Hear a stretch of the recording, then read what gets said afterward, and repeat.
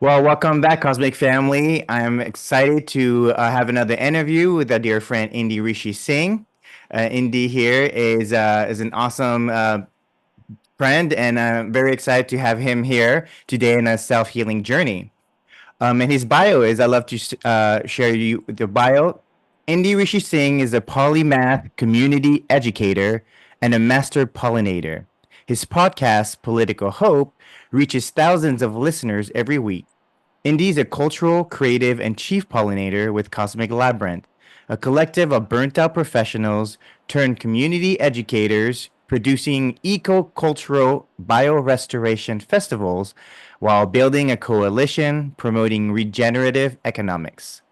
Indy also consults California Doughnut Economic Coalition, which is creating donut snapshot for bioregions throughout California to improve policy decisions and public communication.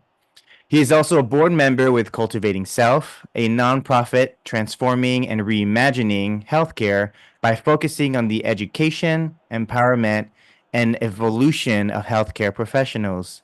Indy regularly shares neuroplasticity and resilience technique with corporations and organizations around the world. Wow, what a mouthful to introduce my dear friend Indy here today.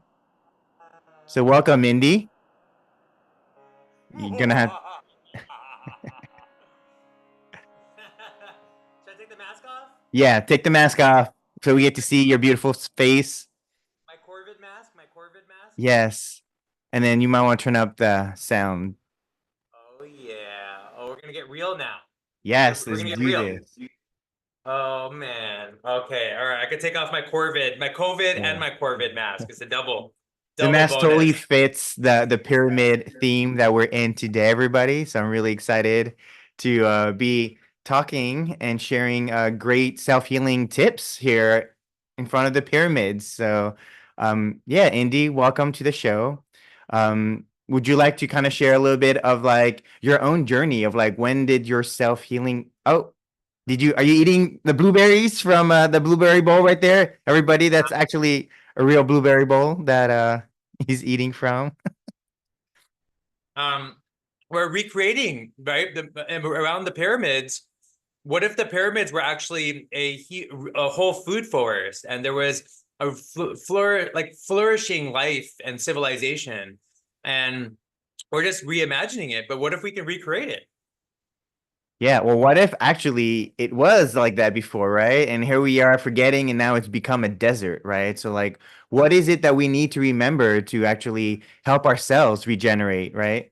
So today, I'd love to kind of for you to share, like, what is your journey, and why did you, I know your bio is a mouthful. You're doing a lot of amazing things, which is great. And but like, just what's a simple journey that Indy you took to kind of realize that like you had to actually take control of your own health, right? And that, because all these great organizations that we're part of stem to also have this underlying healing journey that we're kind of like putting out in the world and having communities kind of talk with us about their own journey. Yeah, and I mean, I feel like as you were explaining and going over my bio, what I've been kind of owning more these days is the idea of the polymath, right? But like in Indian culture and like in Asian culture and Egyptian culture and any like indigenous native any civilization that's existed for a long time, right? Arab culture, whatever it is, Jewish culture, whatever. There's always been this practice. There's a choice where as every man and woman can choose to become superhuman, right? And to become superhuman means that you've practiced disciplines, you practice your mind, body, and spirit, and through that practice, you are able to become skilled in multiple things. And I feel like polymath is maybe the Western word for it, but really it's like just practicing Ayurveda, right? Practicing yoga, practicing focus, practicing dhyana, right? Being able to focus well, concentrate well, being able to listen well, right? Because not everybody listens well, but if you listen well, you can learn well, right? And so for me, it's been a journey really of realizing when I was in medical school and like when I was in pre-med, I didn't learn anything. Like I actually learned how not to learn. I learned how to become a businessman. I learned how to become egotistical. I learned how to join a cult.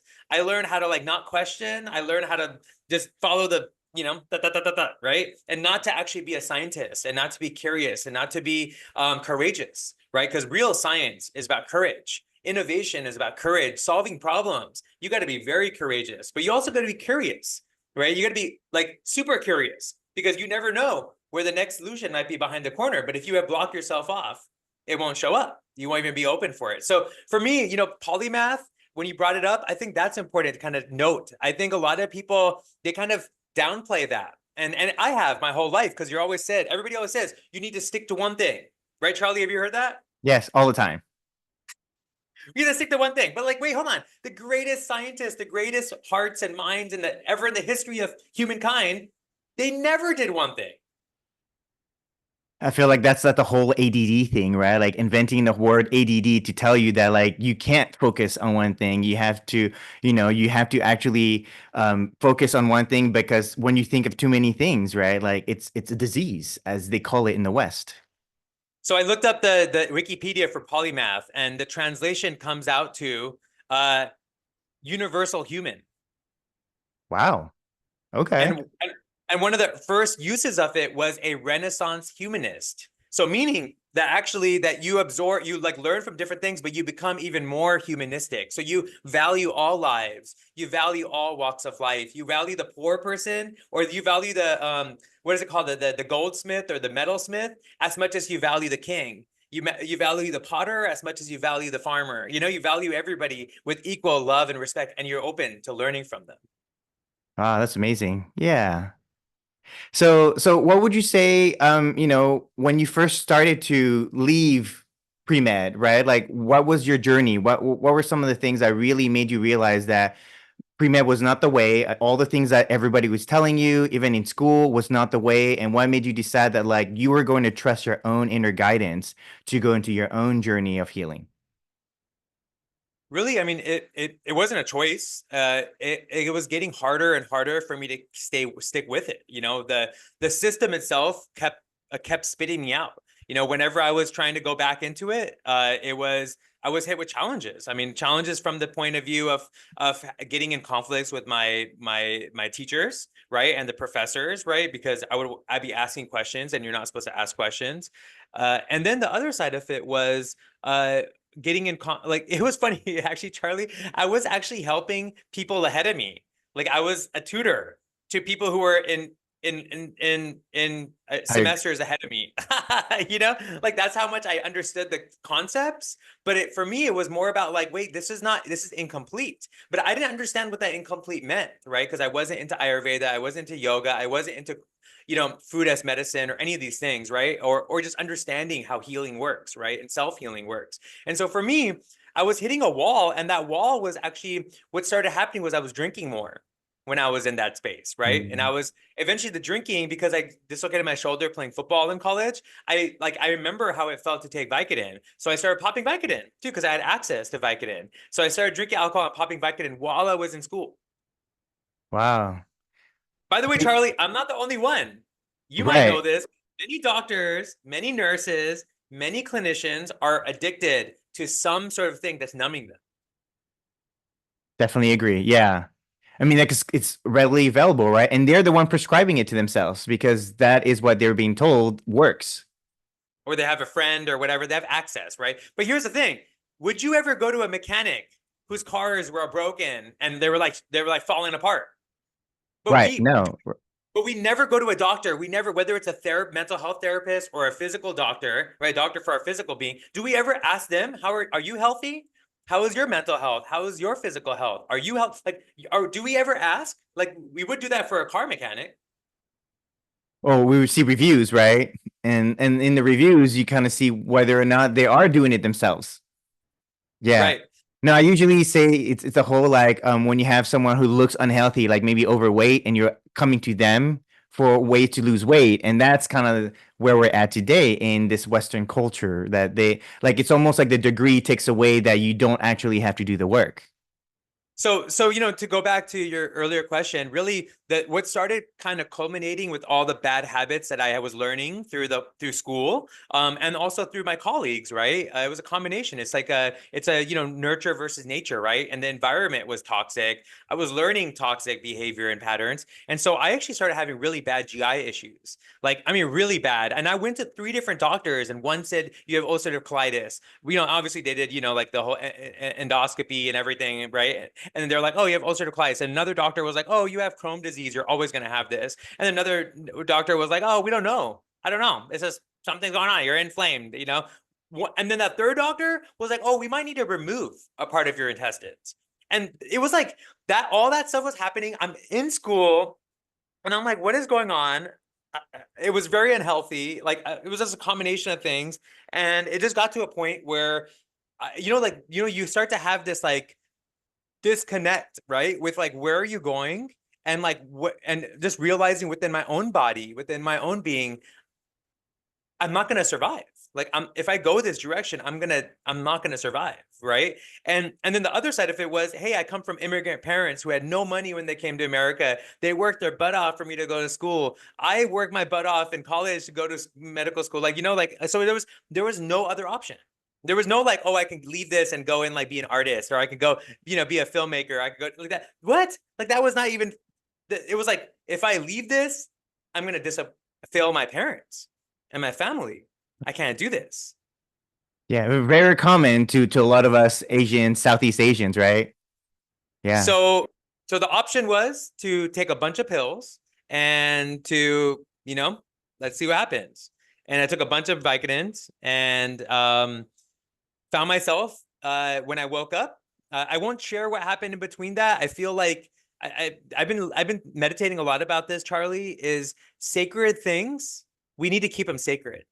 Like when Yeah. we're out there sharing our sacred moments, is that something happens to the sacredness, Well, it you know? devalues it, right? Yeah, yeah. Because it's my sacred experience. Like if I'm like, hey guys, I had this sacred, and you need to have one too. Like, what? Like, then it commodifies it, it devalues it, it materializes something that you just can't put into words. You can't like you can't get somebody else to explain, understand, or experience what you did when it was a sacred experience. So I Right. had some sacred experience, and when I woke up, I was in the hospital and I was in the emergency, and I was like, it was very clear to me, I can't go this way anymore. I can't go in this direction. Whatever I do, I can't go in this direction anymore. Like, it's not an option. Right. And it led to like a really deep, dark night of the abyss. I like shut myself off from the world. I just watched movies and like stayed in my room, and I was very, very depressed, very disconnected. And then finally, my mom, who's a total saint. Okay. I'm like so very fortunate to have the mom that I have. And I'm sure, Charlie, you're gonna, kind of attest to this. And many amazing men that live out there, exist out there, kind of relate that you have to, it's hard to be an amazing man without an amazing woman, you know? Especially a mother or a woman by your side. It's very, very challenging. And when you don't, it also messes you up in a lot of Mhm. ways too, right? You got a lot of healing to do. But I'm fortunate to have an amazing mother, right? She's a saint. And she pulled me out of the dark abyss by one day inviting me to go and see a Babaji was visiting from India. A Babaji is what we called an elder, right? Like Mhm. anybody who's like a wise elder, right? And so he was visiting from India, and a lot of people are like, all right, he's a very, very wise elder. Like, so my mom was like, let's go meet him. Charlie, I'll never forget this. Like, this is like ingrained in my mind and my heart. I go to see him, and obviously, me, I'm a rebel, right? I'm gonna always question. And I thought, usually you go with your parents, like I know Asian cultures like this. You go as a family, right? When there's a wise person, you go as a family, right? Right. Right. And Mhm. then, whatever. And then there's like ablutions or ablations or whatever, right? So I was like, Mom, I'm gonna talk to him myself. I'm gonna question this guy. I'm gonna make sure that he's legit. Mhm. Right? Because I was like, I don't know. I don't know about these holy men, right? Holy women. Need to check him, right? I go in the room, Charlie. He never opens his eyes. He just has the mala, the tasbih. He's like meditating with the tasbih. He's sitting on the ground, and he doesn't open his eyes the whole time. But when somebody's looking at you from behind, Yeah. right? It Yeah. felt like that. It felt like somebody was looking at me, right? But he was eyes closed. And I'm like, whoa, what's going on here? And we have a whole discussion for about maybe like almost 2 hours, maybe in between an hour and a half and 2 hours. And We have a whole discussion. He never opens his eyes, but I open up. Like, I mean, I like just open everything up to him, you know, like my feelings, my fears, my anxieties, my frustrations, everything just comes out. And he reminds me, like the simplest thing, the medicine he gives me is he reminds me of a meditation my grandma taught me. It's a mantra from the Sikh tradition, right? It's a song, right? It's a poem, actually. And the poem is remembering that we're connected to the interconnected web. And the interconnected web of everything gives us power. Like it gives us, and we have to connect to that thing without fear and without hate. Like no matter what, connect to that thing without hate and fear, and then you'll have more power. That you'll be able to resolve anything, any conflict through that process, right? Within yourself and outside of yourself. And I started practicing that. And dude, right away, it started helping me feel better. Like every time I was feeling anxious, I started practicing it, the mantra, right? Right when I was like feeling stressed out, I started practicing it. Right when I felt like really down, I started practicing it. Eventually, I was practicing it from like 2 a.m. to 4 a.m., like just like in like a zone from 2 a.m. to 4 a.m., the witching hour, right? And I was having like amazing, like I can't even explain to you like how amazing that was. And then during that period, you know, I'm still trying to figure out my gut issue, right? And then my mom goes, "Oh, there's an Ayurvedic doctor. Do you want to try this out?" And you know, up until there, Charlie, I'd been like, I'm Indian, okay? I'm like, Ayurveda, what is this BS, right? Like, I'm Indian, Charlie, and I was like, what is this BS, dude? What is this woo-woo stuff, man? Mm-hmm. Yoga, what is this woo-woo stuff? I'm not interested in this. And my mom was like, all right, check this guy. I'm like, fine. I went to all these doctors, none of them could help me. It didn't even make sense for me. I'm like, all right, let's go. I go to see the Ayurvedic doctor.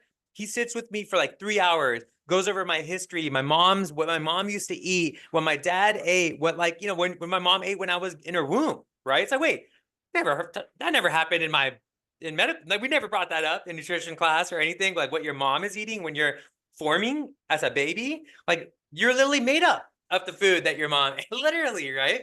So that makes it a difference. And so my mom is a vegetarian. Keep in mind, right? She never ate meat, never drank alcohol, none of that stuff, right? And so I'm like, oh, okay. So I'm like, I go through this whole process with them. We talk about like how I sleep, dinacharya, right? Like your sleep patterns, your day, your flow. Like, what's my flow like? And he's like, all right, you know, based on your doshas, right? You're like a vata pitta, meaning like I'm like airy and watery, like fiery. I'm airy and fiery, right? He's like, so you need to balance that and get grounded. Right. And so he gave me some like kind of like regimens to get grounded, some food, some herbs, some what things to eat to get grounded, when to eat those things. And he's like, just try this stuff out, see how it goes. Just try it for a few days. I start trying it for a few days. Charlie, right away, my gut's like feeling better, right? Try it for a week. I'm like feeling great. A month, I'm like awesome. Whoa, dude, crazy. And ever since then, it's been like I've lapsed. I've gone into back to drinking alcohol, or I've gone back to eating meat. I've like been like, oh yeah, I'll go back. And then boom, I start having issues again. I'm like, oh damn. You know, so like something is up with us learning about our food, and that kind of what got me into Ayurveda. Like, I mean, after that, Charlie, it became the autodidactic in me turned on, because it's like I don't want to go to school anymore to study. I'm gonna study myself. I'm gonna go find people who are healthy and strong and powerful because of how they eat, how they live, how they think, right? And I'm going to learn from them. And that my journey since then, Ayurveda is so vast, right? But I have my teachers out now are my friends and my colleagues. You know, obviously you brought up cultivating self earlier. That exists because, you know, it's like this awareness that clinicians and medical providers, they don't keep studying. Like they just stop with what they got their degree in. But like, actually, if you're really curious about healing yourself and healing others, you're going to keep learning. There's so much knowledge out there. There's so much wisdom. There's so much experience of people healing through food, or healing through community, or healing through nature, or I mean, there's like, we go on and on and on, right? But the fact is there's people out there who have not just do it, but live it. And for us to connect with those people, to learn from them, to be with them, to serve with them. In fact, Charlie, I never paid for school after that. You know how I've paid? Yeah. All of the studying that I've done, since medical school, is actually like all my mentoring always goes, how can I serve you? Teach me what you know. How can I serve? And I've like one teacher, I ended up editing his book. So I learned so much from him just by editing his novel. I mean, he wrote a novel that had knowledge in it, wisdom in it. So I learned so Mm-hmm. much by editing it, right? Another teacher, I made a video series for her when we had a studio in New York. So I like recorded a whole acupuncture series for her. So I learned so much by actually creating an acupuncture series from her, right? So I've like learned from so many amazing people just by being in service and creating this amazing like law of reciprocity, right? Like the flow, the chi, just, so natural and easy where I didn't have to spend like 3 years studying what I learned in like a few months. Wow, that's amazing. So you it's kind of like modern day bartering, right? You're bartering your own skills to be able to get knowledge from elders, which is, our modern day elders, right? Yeah, and I at this point too, I don't know. I'm starting to feel more and more that we absorb magnetic energy, Yeah. right? The magnetic energy leads to electric energy, right? So like if we're more receptive, if I mean we're obviously magnetic, right? But if we're able to be more receptive to somebody else's magnetism and we open up our magnetism to their magnetism, the flow, sometimes it happens through your dreams, or sometimes it happens just by being around the person, or maybe you're just being around them and helping them when they're supporting somebody else with their healing, right? And you get to like, you just like absorb that. And that information, that knowledge, that experience, like no book can give you that knowledge.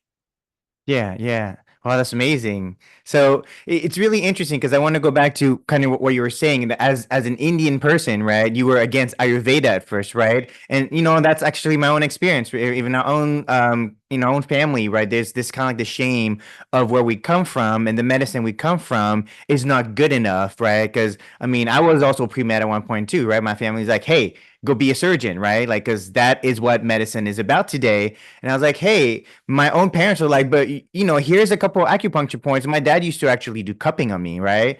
And do massage. But like to me, it was like, what are you doing, Dad? It worked. Like I felt better. But there was such a disconnect as children because we're raised in a culture that actually, for some reason, has this kind of underlying shame that whatever medicine you come from is not as good as modern medicine, right? And so that's why we all kind of like go into this path of medicine, but then end up finding out that like all the things we're doing is actually going against our own like gut health, our genetics, right? Because the idea of we're eating American food today, but like our entire history, our family, like you said, your mother was eating Indian food or, for me, Asian food, right? And so we come here and we eat all these processed food, all this food that's like that they probably aren't as close to, being ethnic as they are creating that food or, today if it's happening in manufacturing food, right? Because they're not really, no one's actually sitting there making the food anymore if they are getting processed because these machines are processing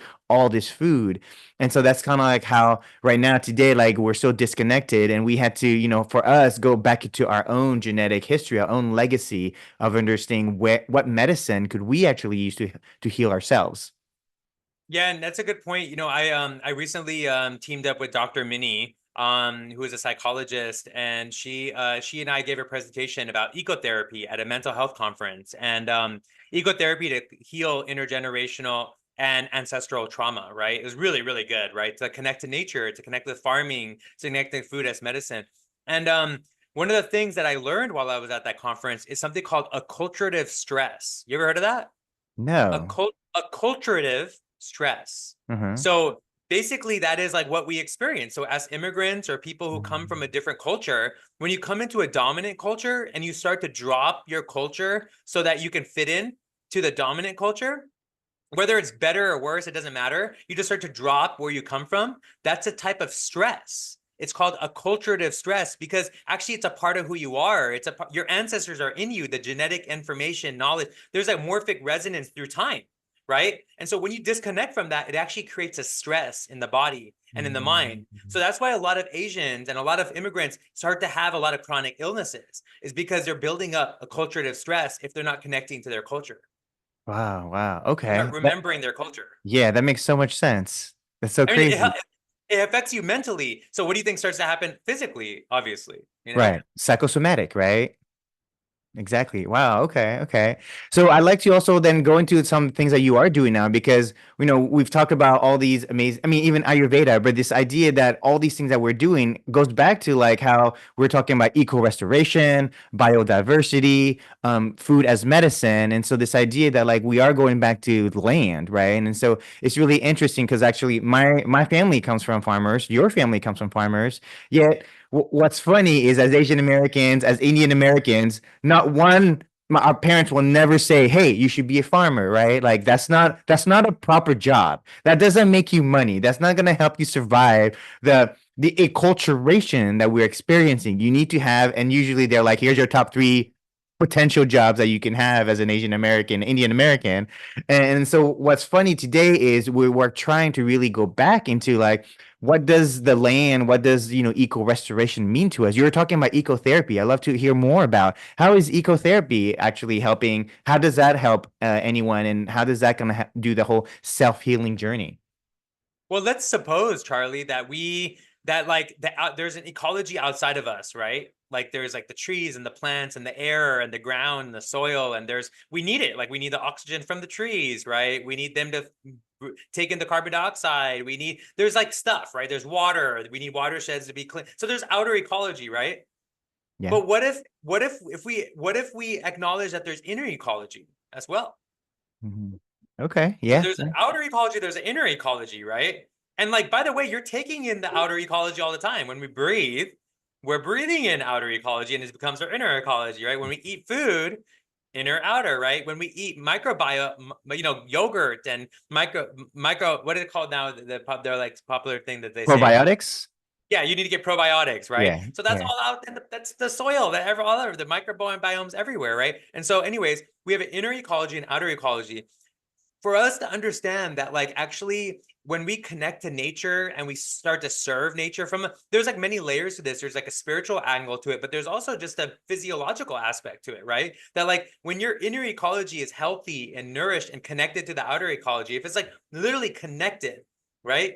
Like you're going to be healthier automatically, right? If you're eating more food that's grown around you, you're going to be healthier because you're closer to where you're living, right? If Yeah. you're eating food from that's grown in China, but you're living in America, it doesn't matter if that food is organic. Like it's literally not the ecology that's around you. So your Right. body's having to adjust. Your inner ecology is going like, whoa, whoa, whoa, this is like not where I am. What's going on here, right?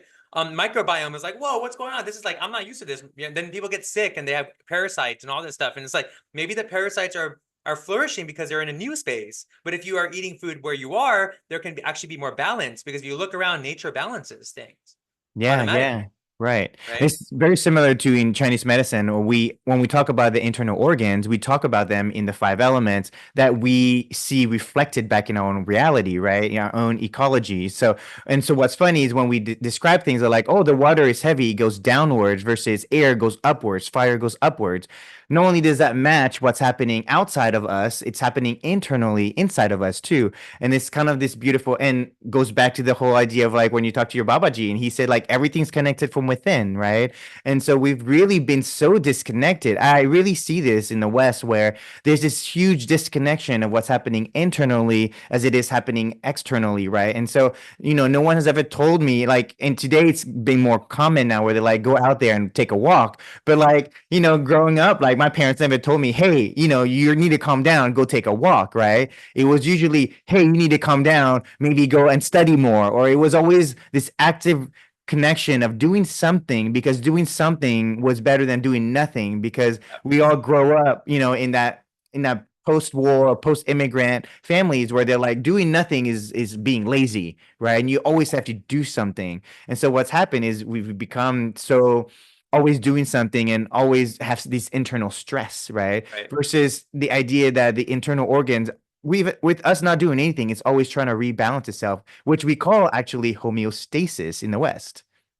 Yeah, it's funny that you say that. Like the other side of it is true. There's like rest is really important, and that's a valuable currency for life, right? Like you need rest, you need sleep, you need all these things. Like literally, like you need it, right? Even the earth has a moment of rest when it gets away from the sun, right? And it's like, all right, time to like all the animals, everything kind of like rests so that the plants can breathe, right? And so, but the other side of it, Charlie, is that like actually, like, there's actually been significant studies. I've seen this firsthand in my own life, and I've seen it also with children with like severe ADD or severe mental health challenges or severe bad, bad kids and bad people, like even incarcerated people. I've seen when they do ecotherapy, like when they go and do like farming or they go and have responsibilities with nature or animals, right? Like they all of a sudden are good. They're fine. They're balanced. So like actually doing work that is, I don't know. I don't want to say like, but it's like, it's more connected to what is So with nature relating and to harmony nature. Yeah, relating. It's related. almost like your body knows what it needs to connect to naturally when you are in nature that you don't, I mean, no one really sits there and tells us exactly what to do, right? It's almost like Yeah. here's the manual on how to communicate and connect to nature. We just send them out there, and when we do see, we've seen this often, right, where we actually don't tell people what to do. We just send them out to nature, and they are connected to nature, and they usually would tell us all the things they've experienced, and we didn't send them with like a guide of like, here's how you connect to nature, but we let them loose as if they are children connecting with nature for the first time. But that connects us to Cosmic Labyrinth because now, like, what you're saying is like, as most immigrants, and I mean, even the Western world, I mean, it's kind of influenced all over the world, right? We're like working with nature. That's what poor people do, right? Yeah, But the opposite side of it is actually that is what connects us to our longevity. Like our vitality is connected to working with nature. And like, so for us, Cosmic Labyrinth is like, how do we make it fun? Like, how do we make like stewarding nature and stewarding watersheds and planting trees and growing food and helping out people, the farmers who are working hard, or the stewards who are like putting so much, or the indigenous communities or the native community that are working so hard to maintain some sort of balance with nature. How do we come in and make it fun? So it's not like, you're working, but also not just making it fun, but then we also create more space for rest because everybody's putting in their hands, or everybody's putting their effort, and then it's more time for rest because now it's like it's not all on just a few people to work hard who are getting taken exactly. advantage of, right? Right, right. Yeah.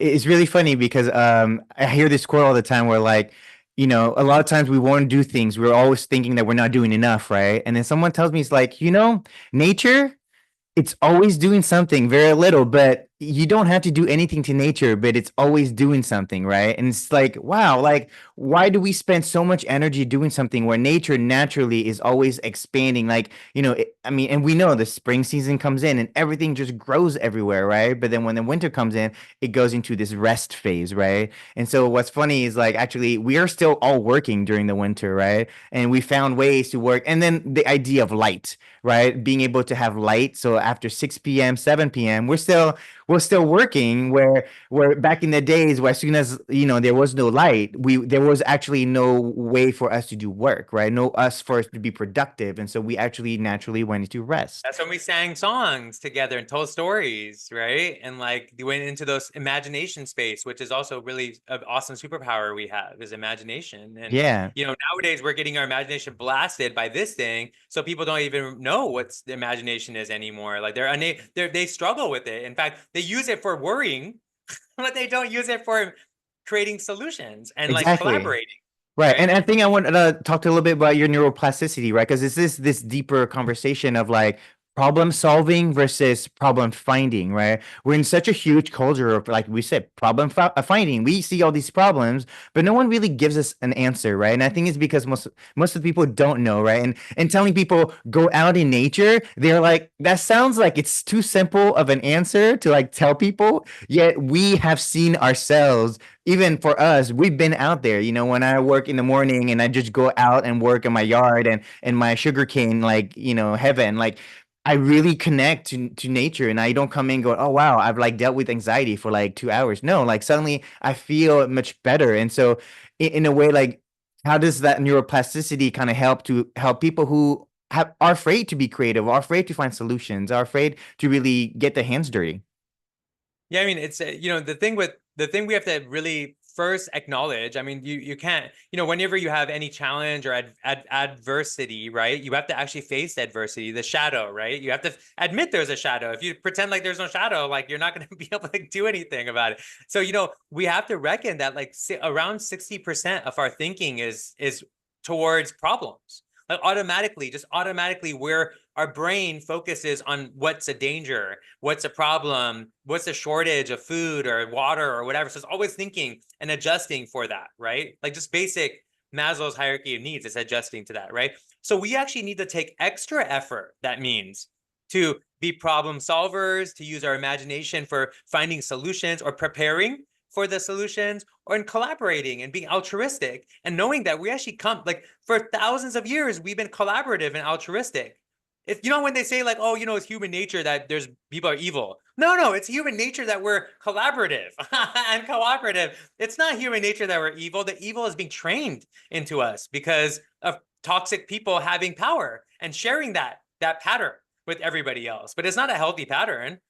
And I think it's really disconnection, right? Because those people are toxic because most of the time they're disconnected from the people that they are managing, right? They are in control of versus back in the days when everyone was farming, you know, it's like, hey, I love your fruits. You love my fruits. Let's share. It wasn't a thing where like, I don't get that. So I'm jealous of you, right? And it's the idea that when we had abundance, when we were growing food, everyone was able to work together versus today, it has become this hierarchy of like, well, my job is better, so I shouldn't have to farm and you should farm. And this we experience in really even in Asians, we experience this idea of prejudice towards people who are darker skinned because they happen to work in the sun more, which is very ironic, right? And again, like this is just to show that like it's not just whites or blacks. Actually, as Asians, we've experienced this so much, you know. Even us, people will put on the white cream. They sell so Exactly. much in India to put the white cream on, Yes, or right? we fully wear clothes when we go outside, so like we never get any bit of sun. That's the Asians, right? Like we wear like the full on, you know,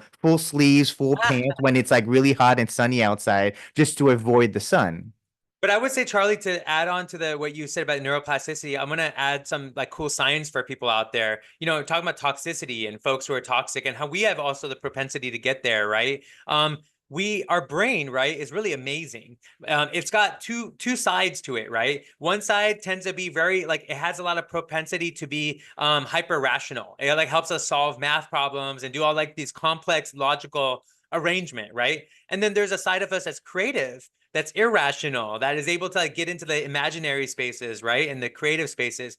Most of our training in school, most of our education, most of our workplaces, most of our jobs, the government, all these different things are hyper rational. They're not practicing the other side. You have a whole other side of the brain and it's not being trained or practiced. So that becomes toxic. We say that's toxic, but then it's you go in the yin and yang, right? You got the masculine and feminine. It's like just ignoring one whole complete half Of the awesome part brain. of ourselves, Yeah. right? And so what happens is that becomes toxic. Like that becomes toxic when you're in balance automatically. It's not even that somebody's evil or not. When you just overly focus on any one side or the other, if you go to overly focus on the imaginary side, that can also be toxic because then you become psychotic and you become schizophrenic and you get lost in your Ungrounded, imagination. right? Yeah, yeah. This ability of being ungrounded.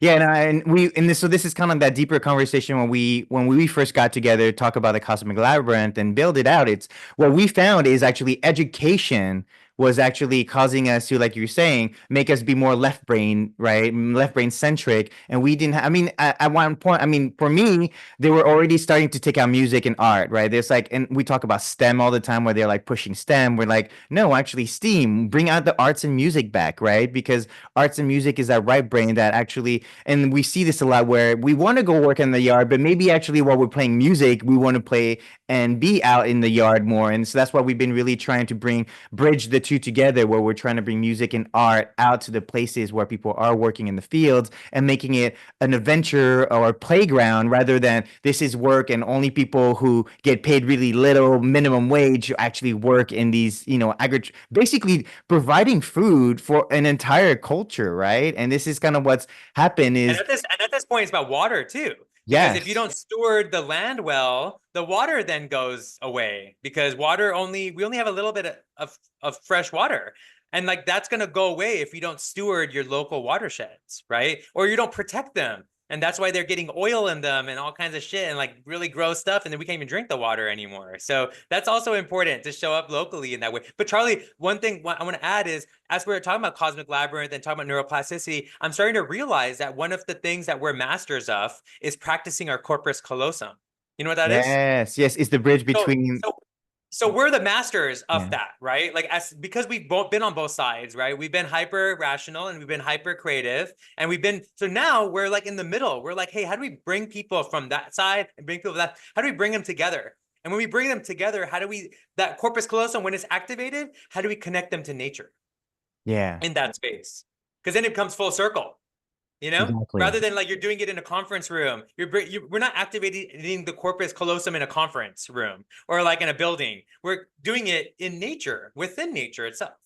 Yeah. And I think what's really awesome too is like in nature, everything is not extractive. Everything is there. Actually, nature works best when there's so much diversity and they're working in conjunction with each other. And this is kind of a way for us as humans to learn. If we want to learn how to work together, just watch nature. Nature is using the animals, the plants, and I heard like the birds in the morning chirp so that the stomata of the leaves open up so that it's breathing in. And so the bird singing in the morning actually activates the plants, creates food. The food then feeds the animals. Like it's this brilliant way that nature already has this way of connecting with all the animals and plants. And yet here we are like creating like years of psychology and sociology trying to understand humans, right? And yet, no one's really asked like, hey, just go in nature and spend a day or two, see how nature actually does all of it without even us interfering with them, right? And And I so, like I like that I like that you brought in vibration because I mean like to go back to Sikhism and like where the culture and the culture that I was acculturated from and then I had to reconnect to in Sikhism vibration is so vital, like tuning into your own inner vibration to sing, right? Even if you're not a good singer, to like practice your vibration, right? And connect to your own vibration to harmonize yourself with the harmony of nature, right? To animals, to vibrations of each other, like harmonizing with each other, right? And how powerful that is when we sing together and just making sounds. Like we don't have to even be making words, right? We could just be going, whatever, om, right? There you go, right? But like vibrating is like so important because it connects us to something. I don't know. I can't explain it. Vibration connects us to God, right? In such a way that like I just was watching a great video the other day that actually sound comes before light. yeah, exactly. Yeah, yeah. And you know what's great in Chinese medicine? The word for medicine comes from the word music first. Sound. So sound, and then to get medicine, you add these two flowers on top of sound, makes what was real medicine, herbal medicine first in Eastern traditions, and then it became the bigger acupuncture and all that. But actually, the word medicine comes from music and herbs, And which and the Bible says first there was the sound, first where was with the the word which word. is sound. Yes, But yes, I think I was reading like the original Hebrew or Aramaic or whatever was actually like a vibration. Like the first there was a vibration, yes. And I sound. feel like what's missing is the reason why that's missing is because that's literally immaterial, right? And I think we are so, and this is where the West has gone so much into the creating and understanding the material. Yet when they get to the atoms, there's 99% space between atoms, meaning that the physical matter is actually 1% of what is actually there. So the rest is just supposedly what they call empty space. But what we understand now is actually vibration, right? And not just vibration, possibility. It's Yes, yes. possibility, right? Which is that going back to imagination is actually like like anything is possible if you're setting the vibration towards that possibility. And then the more of us set that, they say quantum, right? The more attention, the more vibration we put towards, because attention becomes words, then the words become actions, and those actions collectively becomes the doing, right? I mean, that's how you end up with the airplane, right? It's like it took first somebody was like, hey, I got an idea. First they thought of it, right? And then they're like, oh, I got an idea. And the other guy's like, I got an idea. Oh my God, I know how to do this. And then boom, boom, boom, it happens, right? But people had to share the idea. They actually had to communicate through Right. vibration. Exactly. Yeah, yeah. And what's really beautiful too is that, this is kind of goes back to then the idea that, and this is what we did with the Cosmic Labyrinth, is we actually also believe that children are teachers too, right? I think what's happened to a lot of us is actually we naturally understood our connection to nature. But when we did go to school, when we were put in these boxes where we're like, this is what you have to learn, we were disconnected from these natural abilities that children already have, right? And that's why it's really beautiful to see that, how do we what we do in Labyrinth is how do we kind of reparent ourselves so that we can become children again? Because in that vibration of being a child, they are curious. They almost tune into themselves so that they're able to kind of direct their passions towards something, right? Which is where I think this idea of the self-healing journey is like, what is it that creates passion within you that you want to even care about living, so that you really follow your passions in life? And that's very much what a child goes through, right? And I feel like it's children come in and they're like usually like ready to live life, but for some reason by like 18 years old, you get this experience where like, I don't want to do anything. I hate life. Everything sucks, you know? And we've experienced that in different ways, right? Because for us, I think as Asian Americans, like we had to go into like college was required, right? Like parents didn't see that as a nothing. But yet like at 18, what if I was able to go, okay, now go do whatever you want to do, you know? And we don't often get to be asked, what is it that you want to do? There's always this like duty, or, you're required to do this. And so what's beautiful about this idea of self-healing is like, just trust whatever is happening within you, because a lot of times healing yourself allows you to heal that inner child of yourself that gets to be curious, but then naturally, because a lot of things that we're saying right now, there's no like book for like, hey, here, if you have anxiety, here's the things you do. Like we don't have that. What we found is the more people followed their passion, the more they were able to be an inner child. They naturally, and what we found is we all naturally gathered outside in the sun, breathing air, connecting to nature where there's so much green, which is connecting to that Play and heart chakra, play. and playing with each other, Because like right? where you also neuroplasticity, like so much neuroplasticity when you play, genuinely play, not Yeah. control, not control, play. This is how you You know? play, everybody. Well, I think you say self healing. In my opinion, there's no way we're gonna get close to self healing without acknowledging the wounds in our childhood and then reconciling those wounds. And I have some personal hypotheses around that. Like obviously, like I think there's in our Western culture right now, there's like this when I say Western, the dominant culture, right? The dominant. I don't maybe West is not because it's in India now, it's in Vietnam. This culture now is everywhere, so it's not Yeah. like just West, Yes. right? Right. But this dominant culture, it it kind of like is making people identify with their childhood wounds, and they just keep like doing ayahuasca or drugs or therapists, but they're not realizing that's their superpower actually. And my hypothesis is that one you got to face your childhood. What's up with what happened in your childhood? Like, you got to face it, right? Yeah. But the my hypothesis is that the best way to face that is go and find and go and serve and take care of and be in service, like just actually like dynamic service, not like, oh, like I'm gonna like show off and on my Instagram service, right? Like actually dynamic service, and not the kind of service where you're actually like being a bully either, right? Where you're actually going in and being like of service, right? Holding space for kids who might be going through similar things as you did. Mm, yeah. All right. So check Yeah. that one out. Because I've done this. I've gone and done Yeah. this. And I've actually gone to sleep and dreamed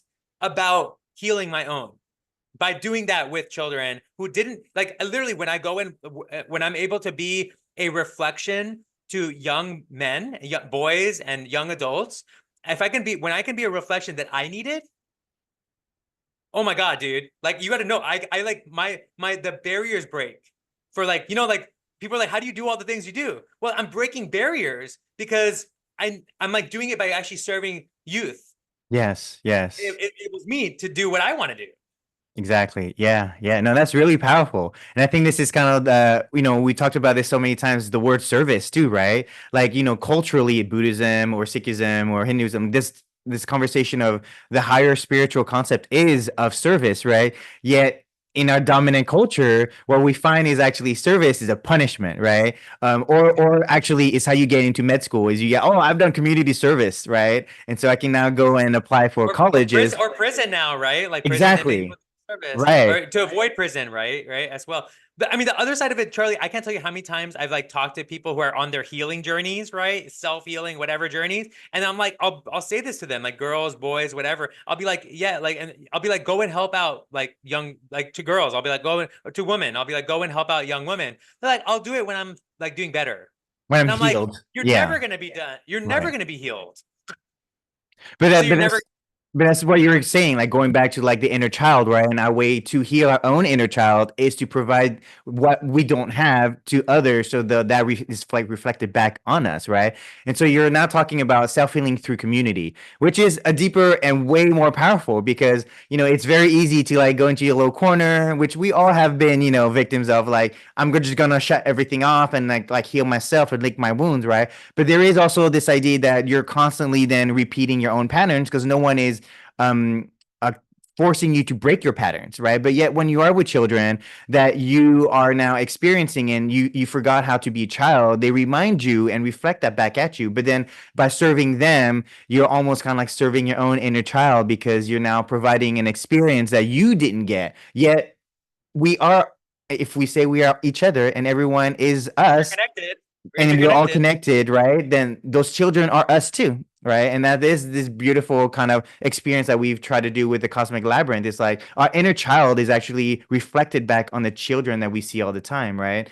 And that's why, like in the beginning, when we wanted to work with children, there was almost like this.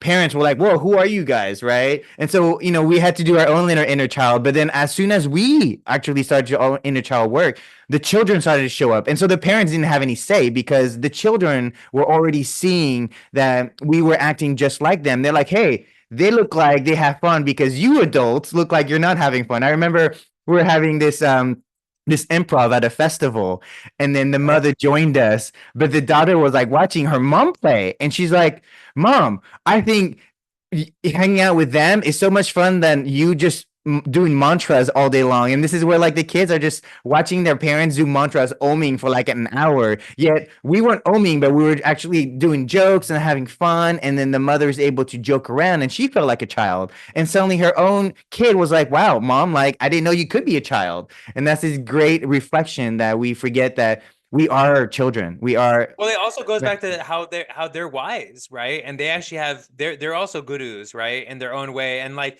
I remember the reflection that I got back from her was that was the one experience at that whole festival that she was the happiest that her mom did, because obviously people are seeking healing, right? And she saw and she felt that that was the experience that was the most healing for her mom. Yeah, And yeah, all the meditations and the yoga and all this other stuff, that was the experience of play and joy and connecting and healing the inner child, and leaning into the shadow, right, by yes, yes, playing, right. yes, That she was, she, and who knows what she learned from that just by watching us, right? Mind you, Charlie, I think that's one of my favorite things of what we do is we're like, by us creating these spaces for our own inner child self-healing, watching like the kids, like how they're like watch us, and like it's kind of cool because sometimes I'll have these like out of body moments and I'll recognize like, wow, like this is gonna affect them through life, to see and feel adults like this and to feel safe, but also to feel courageous and anti-fragile. Like we're not creating yes. spaces where you're like, oh, hey, oh, sorry. No. That's not the space we're creating. We're not creating fragile places. We're not creating weak people, you Yes, know? yes, We're creating strong people, but we're having fun and it's safe. And like, exactly, where is that place right now? Like, there's like, I don't know any place. It's too extreme on one side or the exactly. other, you Yeah. know? And I think it's really interesting because, as we've kind of like people talk about spirituality and how spirituality is like the new mainstream buzzword, right? Well, what we end up running into is actually people get serious in spirituality, right? It's almost like it's all about high vibe, right? High vibe this, high vibe that. And what's ironic is what's the highest vibration? It's laughter, right? And this is what you teach too in your neuroplasticity. One your favorite, yoga that I love going to is your laughter yoga, where you're basically just teaching people how to laugh. And at first, you're just like, just laugh. Who cares how you sound? Even if you're not trying to be funny, just laugh. And in that, like faking the laughter, the natural laughter chemicals come out, and suddenly you're actually laughing, right? And so, in a way, you're teaching this higher vibration, which I find in so funny that in yoga studios or whether even in Buddhist temples, like, hey, shh, don't talk, don't do that, don't do that. And then so as children, like I never thought that was a really beautiful space to be in because I just felt like it was always work or duty, and I didn't feel the high vibe that we experience when we are in play, while we are laughing.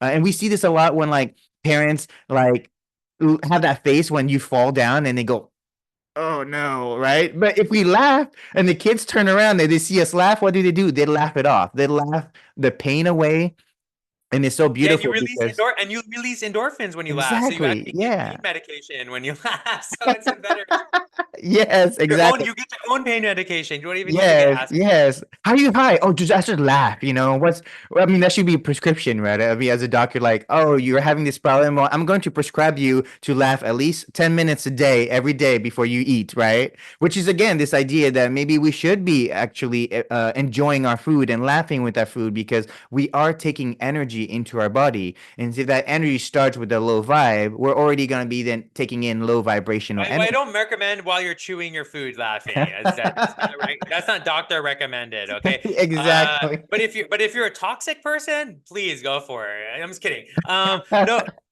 But you know what? That kind of like connects to like cultivating self as well. You know, the idea that like we have to start reimagining how we think about healthcare, right? And because healthcare is not healthcare right now, it's sick care. It's not even sick care. They don't even take it nowadays. They're not even taking sick care. People are waiting 6 hours, 7 hours when there's an emergency. You want to get a surgery, it takes you months now. It's like this system is falling apart. So we kind of have to like lean in to what is the next system or what is the system that's going to evolve next to Right. this one that Right. currently exists. And if we want to evolve this system, we kind of have to invite these like radical, it's not radical, it's actually how did we get here, right? We got here by laughing with each other, by being in community, by actually practicing cultural medicine, by eating locally, by having local sources of food and water, right? And being connected to those. And also relying on each other, they're trusting each other. You don't know who your neighbor is.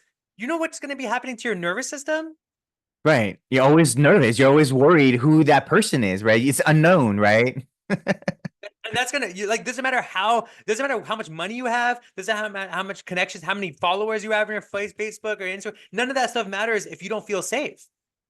Yeah, exactly. It's really funny too because I noticed that there's now this resurgence of what we call like ancient traditions or ancient culture, right? Where because it's ironic because today we talk about how modern science has made us live for so long. Yet ironically, in all these textbooks, we learn that actually people used to live 900 years, right? And so, ironically, what's happened to us is No, dude, um, no. What are you talking about? Native people around the world are stupid, and they're like exactly. they're They're they're they're living they're in nature. animals.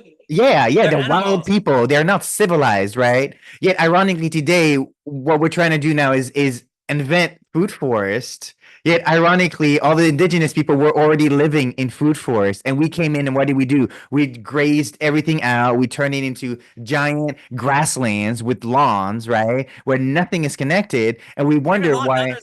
Now there's astroturf. I'm like walking around the neighborhood and like there's not even Exactly. real lawns anymore. Yeah. And it's funny too because then people are like, and I talk to people a lot. And I'm like, oh, I really, can't wait that I want to live in a farm. People are like, Charlie, farming is really hard work. I go, you have to buy all this farm equipment. I'm like, we all survived thousands of years before farm equipment, and today we think that modern science is the only savior to our civilization, which is ironic because we talk about the difference between regeneration versus sustainability, right? And this idea of a sustainability is you need people to sustain a bad system versus in regeneration, no one's working. Food forest, you guys know what food forest is? Not a single person is working on that forest because the food forest is already matching nature's technology, and they're working with the animals and plants in synergy that actually no one is working. And so it's ironic that when we're looking at new technologies, we actually ironically steal nature's technology, take a little bit of it, put our name on it, patent it, and now we're making money from what we stole from nature, Well, trying to they keep don't even make money from it actually. Like that, they're losing money because because it requires you to sustain it, right? It requires you to hire people to keep it going. So it's really interesting. Even the idea of monocropping, right? Versus like back in the days, like there was no place where only one like life lived. It was always this abundance of diversity where the animals, the insects, the worms, everything was alive. Even the soil was full of things. Even today, like when we talk about bacteria, right? Bacteria are bad. Well, today bacteria is good. This irony that we go back now to nature and like actually everything in nature has a purpose. Yet what we've done today is like, well, because we haven't studied it, we don't know what it does. And that's funny because we don't need to know what nature does. We already have seen what nature has provided us, but now like scientists have to like have evidence that it works versus we are here today because our ancestors trusted nature, and here we are today. And I think modern science is having kind of like this like moment where like, Reckoning. wait, did we actually make things worse? And some of us would agree. So that's why It's eco a it's a restoration is so important to us. It's a reckoning. It's a reckoning. And the other side of it, I mean, this is something I had to reconcile within myself because this was like a break that I had. It's one of the reasons why I was almost ready to leave this planet was because it was like I couldn't believe I had been duped, that like like this is not the smartest system that we're dealing with actually, and when I started getting to Ayurveda and even reconnecting to Indian science and math and art, it's like, wait a second, there actually is a lot of knowledge and literature, like written documented facts that have been studied over time. They're just not in English or Latin. Right. you know Exactly. Yeah. they're there, like Right. they're there, like the yellow emperor, it's there, like the Yeah. stuff is there. it's And not not like only it's not information out there. exactly. And not only just that, but like not just translated, it's no longer on Wikipedia. It's no longer on Google, right? And so I think, the internet has created the new modern day book burning, right? Where it has really rewriting its history. And now today we have AI that we don't even need to like read a book. We just tell AI, hey, can you summarize this book? And if the AI is like, well, no one's translated into digital format, then it's lost, right? And so it's just so interesting that again, like we have to go back to our elders because, and I think this is where even culturally, when we talk about children, is one aspect of our culture, but our elders, what do we do with our elders today? I know for us, we keep our elders in our home, but like, unfortunately, there's homes just for elders today, and they don't even have any connection now to anyone. By the way, most of them are dying and they're pissed and they're dying like miserably. And meanwhile, their kids are paying for it. They're paying Yes, for their parents to die. exactly. Actually, and even the boomers are paying for their own death to be miserable. So it's like actually like it's like wait, there's like crisis right now. Actually, this happening even in my community here. I've been hearing that elders are calling the city. They're calling the city, people work in the city, and they're like, our kids are like in LA or San Diego. They don't live here. Can you send us some help? They're Wow. calling the city because they Yeah, don't have yeah. anybody taking care of them. So like this is growing. The boomers are growing. They don't have help or care. Their kids don't care because they're like living there. They're all separate now, like not living together, right? They're just in a way they're subconsciously probably even waiting for their elders to die so they Yeah. can get their Yeah. their assets, right? Well, And and I feel this is funny because we are behind a pyramid scheme, right? I mean, a pyramid, right? And then so the idea is actually, I think Social Security is a pyramid scheme, right? It takes from the children, gives it to adults, but they never actually allow those children to be with the elders because that's remember how you were saying that you were able to get information from elders just by being there and supporting them, and that's kind of versus today, you're like, oh, why don't you just hire an editor to help with your thing? And then I'm just going to stay here and work really hard so I can go pay someone to teach me about Ayurveda, right? And that's the irony of like, a wait, but I'm disconnected. certified now. But I'm Yeah. certified. I paid for it. I paid for the certification. Exactly. This is kind of it's funny too because for me, I have to have a license now to do cupping, which is what my parents did to me all the time. They would cup my I would see my mom cupping my dad Cultural. It's constantly. cultural. It's It's cultural cultural, medicine. right? And my mom never got a degree to do that. Yet today, to actually do cupping on people, I need to have a license so that I can touch people, right? And so it's again this idea that we're really so confused about medicine. We're so confused about what healing is. Even this idea that ecotherapy and how we just go into nature is medicine, and I think Well, now they're like say, but even everything can get hijacked, right? And like yeah, even ecotherapy is getting hijacked. They're like, oh, just put your feet in the soil, and that's ecotherapy. Like that's not that okay, yeah, that's eco, but not really. Like, getting like actually working with the soil, like taking out the yeah. weeds, putting in native plants, growing food. That's E- ecotherapy. exactly. I could see people actually literally putting their feet on the ground and on the phone for 5 minutes. Taking a video of it. Look at me. Exactly. He's like, check it out. I am grounding right now while I'm on my phone checking my social media. And that happens because they're not fully present with the actual ecology, right? They're not connecting. They're not even connecting with their inner ecology, and that's a Yeah. part of it too, right? Yeah, Um. exactly. Yeah, no, So, it's so go ahead. go ahead, Charlie. Yeah, so it's kind of going back to even just the idea of diagnosis, right? Like what we consider unhealthy, right? Like even in my medicine, like looking your tongue, licking your eyes, looking at how your face looks. Are you happy or unhappy? Because if I look at you and you're unhappy, I don't need to have biolabs done and 2 weeks later say you are depressed. I'm sorry, I would have told you that you were depressed just as soon as I saw you, right? And so it's really funny that, even these labs have caused it so difficult that people and the doctors look at the lab and go, I don't know what's wrong with you. All your labs look normal, but you're telling me you're depressed or you're anxious or you're having But problems, but right? that but that goes back to the reductionist, right? And that's why Yes. this modern, like Right. this dominant culture of science, it's hyper reductionist, right? So it reduces everything. It wants to find the data points, and here's the data Exactly. points. The proof. But the proof, but the thing is that everything is, when you compartmentalize things and you're looking at the data, you're unable to see the big picture because you haven't even studied the big picture. You're like just focused in your corner, and Exactly. you're not going to even have the perspective. Like you won't even be able. And also what happens is you're not going to have the collaborative spirit to ask questions and be collaborative with the other people who have information. So maybe somebody has information about the heart, somebody has information about the liver, somebody, you won't even you won't communicate with them because you only know your own thing and you don't even know how to communicate. You're not open to that. You're reductionist. The other thing, Charlie, I want to throw out there is the fact that, like, when we talk about like blood reports and everything, I don't know if you know this, but like, the whole genetic idea Yeah. that like, oh, you can like find genetic diseases. Remember, this whole thing was blown out, right? And even today, there's 23andMe, like so many things. So many people are now getting surgeries because they potentially might get cancer, right? Because they're genetic. So that's happening. Yeah. Trust me, right? Yeah. Yeah. Now check this out. Check this out. All of that's happening. Literally, I mean, just go look. I mean, this is like fact. This is science. They call it junk DNA. So there's tons of DNA that they don't Yes. know what it does. So Right. you can't, like, if you don't know what something, and they call it junk DNA, but it's nothing in nature is wasted. So I don't know why you call it junk DNA. It's like Yeah. part of our genetic makeup, but they can't figure out what it does. So they call it junk. But if you don't know what a bunch of information is, data, can you make any propositions of what the other data is telling you? Like, that's just Exactly. science, dude. Exactly. Yeah. You Yeah. can't assume. And this is what's really funny is actually the idea of science too. Even in science, actually, for them to even bring up something new, they actually have to take something old already that's been written, right? And that's like clearly I was required for my doctorate degree is I have to go research anything that's already been done. I wasn't allowed to do anything new, right?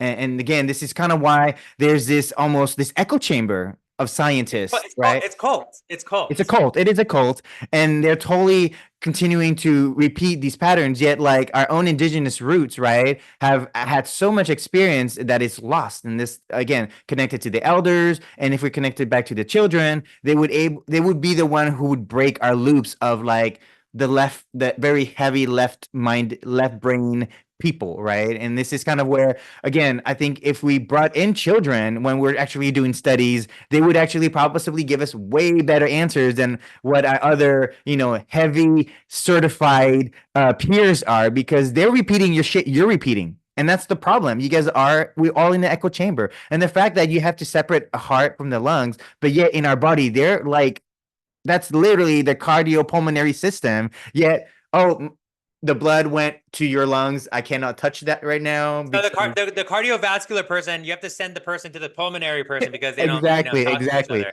And they But never send the data, right? they never say that. And then the other side of it too is like, we have like such a beautiful, like, I mean, coming to the spiritual part of it, right? Like we have to reckon with that spirituality is really like not religion, okay? Like religion, okay, fine, it is what it is. But spirituality, like there's something that we can't verbalize, we Right. can't articulate. Yes. It's the There's Tao, some right? That you cannot name. there's Yes. something, right? Yes. and Right. and like by us having reverence of that and creating space for that, it creates this potential for miracles, it creates this potential for connection, it creates this potential for redemption. Even when somebody's evil and done so much bad stuff, that Tao or whatever you want, that thing you can't identify, it even creates the possibility that that person can become a saint. That's the Exactly. person who you think is vile, who you're like, Right. oh, that person is good, they're going to destroy the earth. That person might actually be the one who saves the earth. Right. Because it's that redemption, right? It's that redemption story, but not just that. They're the ones that actually went as deep and dark as they could to realize, like we were saying, face the darkest shadow. So we realize how do we turn that shadow around? It's really funny because I've heard this a lot. It's like people, there's this battle in spirituality where like, oh, if we don't talk about the shadows, it doesn't exist in my world. Yet ironically, you cannot find love if you haven't had it, right? And so what's funny is if you take love for granted, you don't know how it feels not to have it, right? And it's the not having that gives you still the experience to love even deeper. But it's in the shadow of not having it that you can actually love deeper. And so this idea that people love to say shadow this, shadow that, actually, the idea of shadow is just you not experiencing something that's natural, so that when you come back to something that is natural, like we go deeper into it, right? We make it more sacred because we know how it feels not to have, right? And I think this deeper conversation where you can go into a prison cell and some of these people are way more free in their mind than we are because we don't see our prison, but they know their prison and they're able to like free their minds, right? And so it's Charlie, I worked in San Quentin. I taught a Zen Buddhist meditation course, and we were training incarcerated men in San Quentin. I mean, this is like heavy duty, right? Like some of them had like murdered several people, and like in that training program, like the men I like befriended, like to sit with them, I had never met men so wise, right? Like they reconciled within themselves. They'd done a lot of self-healing work, right? For what they've done, the harm they've caused.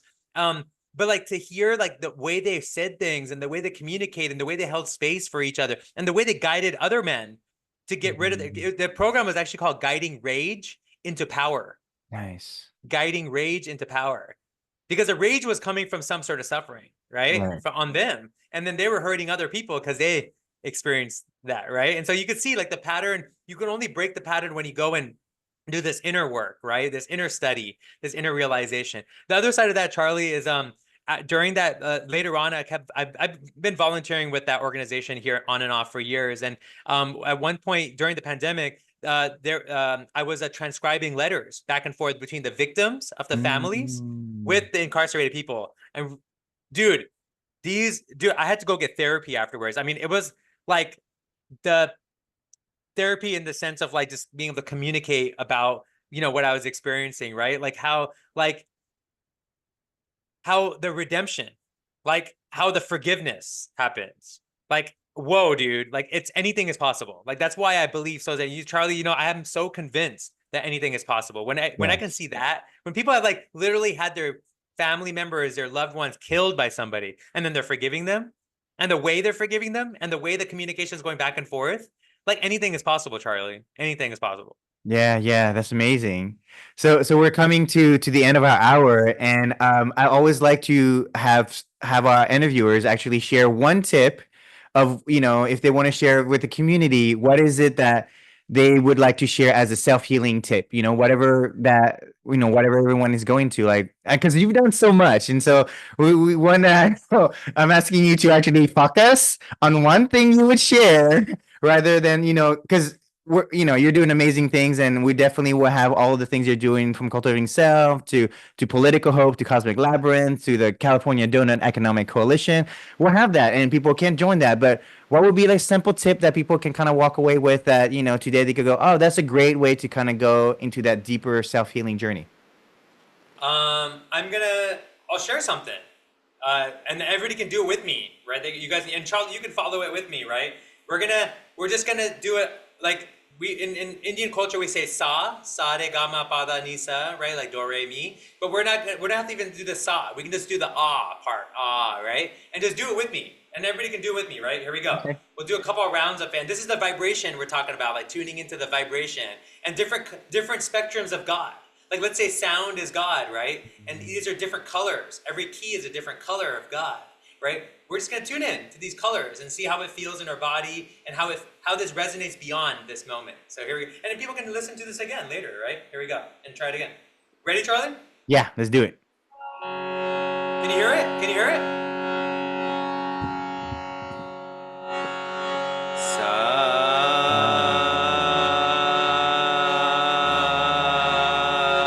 Follow me.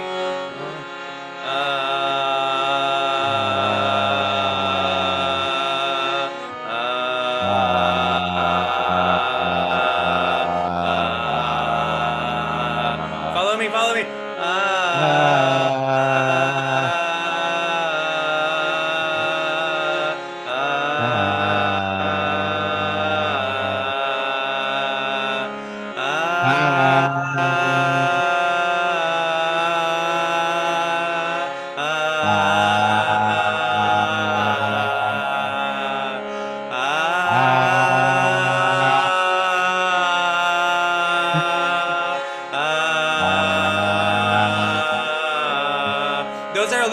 Go loud with me. Go loud with me.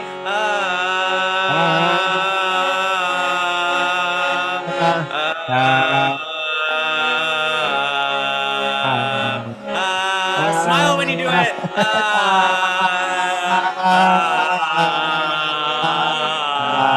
Louder.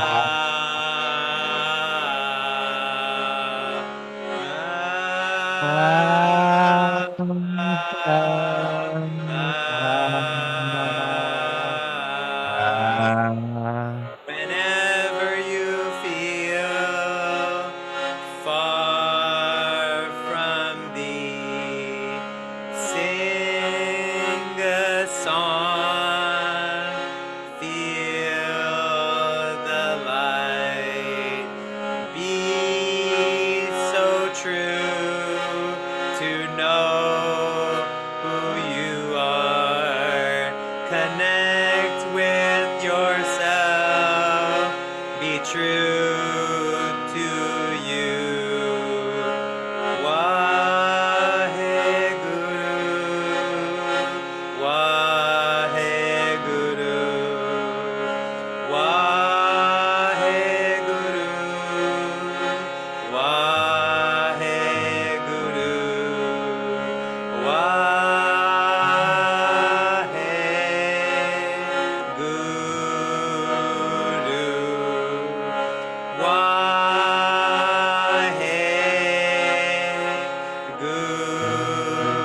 Waheguru. One more time.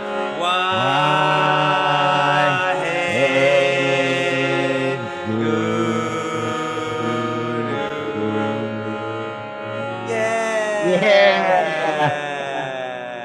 Yeah. Thank you. Thank you, Indy. Hope you guys enjoyed the show. I know Indy and I, we get very activated and very passionate, and we have a lot of energy sharing kind of like our own stories, and just we have so much to. And this is really like, if you guys ever listen to us, this is how we talk all the time. We get super activated and just sharing all these amazing things. So And then we thank you, Indy. come up with Cosmic Labyrinth, and we do awesome Yes. projects. We go even deeper. We do stuff. I We make it know. happen. I know. This is why, like, you guys understand, like, Indy and I have these deeper conversations. We've always had to like put our money where our mouth is, right? Like after all the things that we spend, we're like, hey, let's just do things together. And that's kind of why we've done projects after projects. We're always trying to do our dharma together. So, thank you, Indy, for coming to the show to share everybody. This is a self-healing journey together as a collective. As much as it is our own journey, it is a journey together as a community, working with the children and with the elders and with ourselves. And so, Inner children. inner children. So please, everybody, have a great one. Thank you so much for tuning in. Please like and follow and subscribe, and we'll see you soon. Take care. Bye.